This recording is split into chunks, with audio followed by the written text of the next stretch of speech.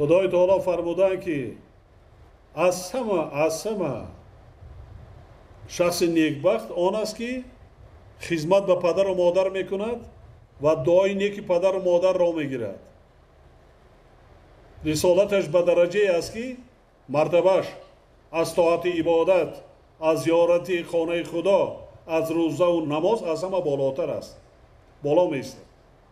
روزه و نماز رای کنی، طاعت عبادت کنی، خانه خدا زیارت کنی، لیکن پدر و مادر خودت مهربانی نکنی، دعای نیک نگیری، همه این چی هیچ است.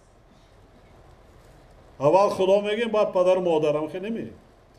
پدر حکم قبلگاهی دارد. کجا میگه قبلگاه؟ یعنی پدر و مادر نمیشد ما نبودیم، ما شما نبودیم. هیچ. برای همین هم فراموش کرده من در کار نیست.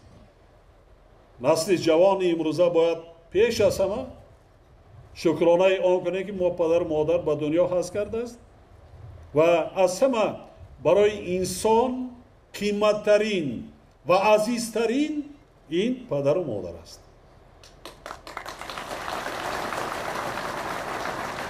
تا اثر نگذرانی طبیعت انسانی همین است که به قدرش نمیرسی. بعدی که میگذرد از دنیا دیگر میکوبی سر گورش میره که با تو صحبت نمیکند، دیگر ظاهرش نمیبینی دیگر.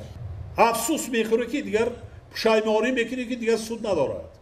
وقتی پدر و مادر من هم که گذشتن، وقتی بودن من فکر میکردم که اصلا پدر و مادر من از این دنیا نمی، تا دنیا هست زمان است پدر و مادر من هم است.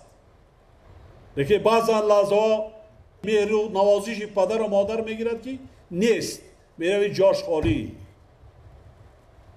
آن نوازش و آن سخنهای نیک و آن سخنهای بی نهایت نسبت به فرزند میگوید این پدر و مادر یگان کس نمیگوید. و هیچ پدر و مادر بدبختی فرزند را نمیخواهد. در ما بسیار عنعنه‌های رسم و آیین‌های نیک داریم. این چیز را باید هیچگاه فراموش نکنیم.